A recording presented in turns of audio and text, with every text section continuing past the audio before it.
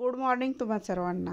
आता बघा सकाळ सकाळच पाऊस सुरू आहे अजून आणि संध्याकाळपर्यंत बी पावसाचं काही सांगू शकत नाही। पण आता दसरा खूप जवळ आलेला आहे, घटस्थापना जवळ आली म्हणून आता मला घरातली कामं आवरणं सुद्धा भाग आहे आणि पुढं वेळच शिल्लक नाही। त्यामुळे पाऊस थांबेल, पावसानंतर ऊन पडेल ह्याची वाट बघणं मी सोडून दिले आता आणि घरातील कामाला मी सुरुवात केलेली आहे। आता तुम्ही सुद्धा केली असेल। काही ठिकाणी तुमच्याकडे ऊन असेल तर खूपच चांगलं आहे, पण आमच्याकडे अजिबात ऊन नाही। बघा कसा पाऊस आहे, असं रात्रभर पण सुद्धा पाऊस असतो इथे। काही पाऊस थांबायचं नाव घेत नाही। आता नवरात्रीच्या 9 माळेमध्ये पण पाऊस थांबला तर तो 9 दिवस थांबतो असं पण पूर्वीपासून आपण ऐकत आलेलं आहे। तेही मला वाटतं ह्या 4-5 वर्षात नवरात्रीत सुद्धा दरवर्षी पाऊस असतोच। मग आता बघू काय होतंय ते। आता चला पुढच्या ह्याच्यात सांगू। आता सांगितलेलंच आहे, भक्ती म्हणजे फक्त देवपूजा नाही तर प्रत्येक कृतीत प्रामाणिकपणा आणि प्रेम दाखवणे हे होय।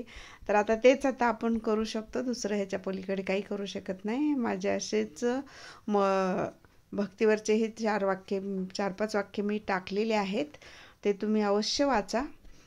त्यातून तुम्हाला सुद्धा खूप छान अशी मनाला एक प्रेरणा मिळेल की आपण एवढी साफसफाई आणि अट्टास का करतो। मी शेवटची लाईन तुम्हाला वाचून दाखवलेली आहे।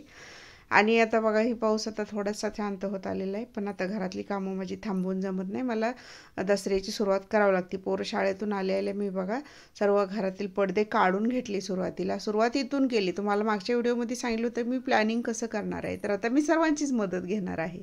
आता हे माझं प्रत्येकाला कामं वाटून दिलेली आहेत मी। आता कपडे धुवायचं काम मोठ्या ब्लँकेट काय उचलत नाहीत आपल्याला, तेव्हा फक्त मग यांना सांगितले मी टेरेसवर नेऊन मी पावडरमध्ये भिजत घालायला पोरांनी आम्ही सर्वांनी मदत करतो आणि तुम्ही फक्त ते चांगल्या हाताने अशा धुवून घ्या साबण वगैरे लावून आणि चांगले इसळून पाण्यातून मशीनला फक्त स्पिन करायला टाकू। कारण एक एक ब्लँकेट टाकत बसलं तर अर्धा 30 मिनिटाचं टायमिंग लागलं तर 2-3 दिवस पण म्हणलं मशीन चाललं तरी सगळे कपडे संपणार नाहीत।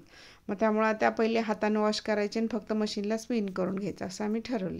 आता बघा असे मोठ्या टापामध्ये सगळे सर्फ एक्सेलमध्ये किंवा कोणतेही तुमच्याकडे कुठली निरमा वॉशिंग पावडर कुठली असेल त्याच्यात आपण असे कपडे बुडवून घ्यायचे सुरुवातीला आणि नंतर धुवून टाकणार। आता तेच आम्ही सुद्धा करत आहे। हे का बघा वाटून काम दिले, हे वरच्या तिघांना इथलं दिले। आता खाली आम्ही दोघंजण साफसफाई करणार आहे। आता खाली मला एक जण मदतीला ठेवलेला आहे, मी युवराजला मी खाली ठेवले माझ्या मदतीला। आता मी झाडू वगैरे मारून घेते, म्हटलं आतलं सगळं जाळ्या काढून घेते। आता सिलिंग्स आहेत सगळं 2-3 रूम आधी गॅलरीज आहेत सगळं साफ करायचं, खिडक्या वगैरे ते काम माझ्याकडं आहे। आता हे खालचं काम माझ्याकडं आहे आणि कपडे धुण्याचं काम वर मी त्यांना दिलेलं आहे। अशी कामं आम्ही वाटून घेतल्यामुळं मग आता कमीत कमी आमचा 2 ते 3 दिवसात दसरा संपेल। आता गावी कसं मोठ्या घरात बाहेर पसारा नेऊन टाकता येतो आणि घर आवरता येतं, तसं इथं करता येत नाही शहरामध्ये। कारण एवढ्या छोट्याशा 1 BHKच्या घरामध्ये जास्त वेगळं काही करू शकत नाही आपण। आता बघा ह्याचं नखरे, आता बघा अभ्यास करता करता मध्येच काहीतरी ॲक्टिव्हिटी सांगतोय मला।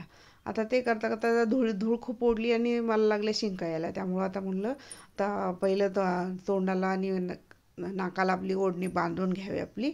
आता काम करता करता तेही करते। आता मी किचन घेतलं, आता तिकडची बेडरूम झाली व जाळ्या काढून झाल्या सगळ्या आणि आता मी किचनमधलं सगळं साहित्य लहान छोटं मोठं असं वेगवेगळं करावं लागतं। काचेच्या बरण्या वेगळीकडं, प्लास्टिक वेगळीकडं, कितीही प्लास्टिक हटवलं तरी प्लास्टिक येतंच घरात, कुठून कुठून येतं काय आपल्यालाच कळत नाही।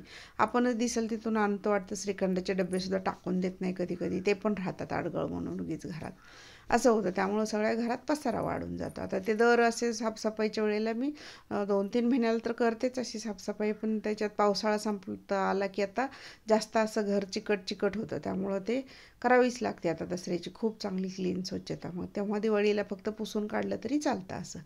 आता असे वेगवेगळे डबे किचनवर घासायचे डबे इथं ठेवले मी, बाकीचे लहान मोठे साईडला करून घेत आहे। आता डब्यातलं सगळं साहित्य पण आता इथं बाहेर पेपर हातरलेत मी सिंगल बेडवरती आणि त्याच्या पेपर हातरून त्याच्यावर सगळं साहित्य मी आता टाकून देणार आहे। डबे रिकामे झाले की आपल्याला साफसफाईला सोपं पडतं। आता बघा इथं जे आवश्यक आहे उरलेलं राशन किराणा त्यात मी टाकून दिलं आहे आणि आता नंतर दसऱ्याला नवीन किराणा भरता पण येतो आपल्याला, जे खराब आहे ते टाकून देता येतं.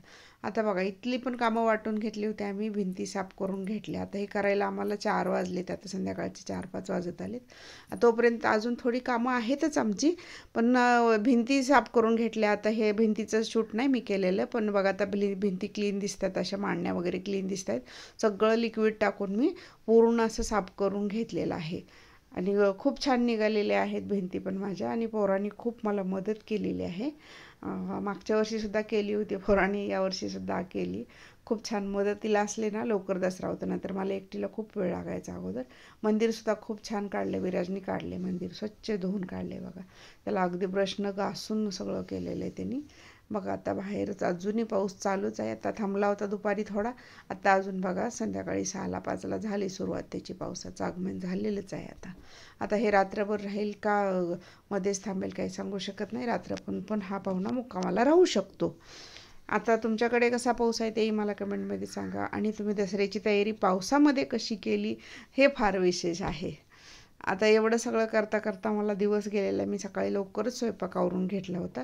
आणि आता संध्याकाळी बघा माझे 4-5ला माझे भांडे असे नितळत ठेवलेले आहेत. अजून मी लावलेले नाहीत, लावल्यानंतर मी नंतर दाखवेन. बघा असे नितळत ठेवून, चांगले वाळल्याशिवाय डब्यात काही टाकता येत नाही. चांगले प्रत्येक डबा पुसायला पण खूप वेळ जातो, त्यासाठी मी असे नितळत ठेवते. आता हे रात्रभर मी असेच ठेवणार आहे. फॅन खाली ठेवले तर नितळतात. आता ऊन तर नाही आहे आमच्याकडे, पाऊसच चालू आहे, तर ऊन कुठून आणणार आता ह्यांना दाखवायला. तर आता हे असे छान असे जिथं जागा मिळेल तिथं मी डबे नितळायला असे उलटे करून ठेवलेले आहेत. आणि बघा मी बनवलेल्या डिशवॉश लिक्विडनं कसे छान डबे निघलेले आहेत. घरगुतीच लिक्विड बनवलं. व्हिडिओ पूर्ण पाहिल्याबद्दल धन्यवाद.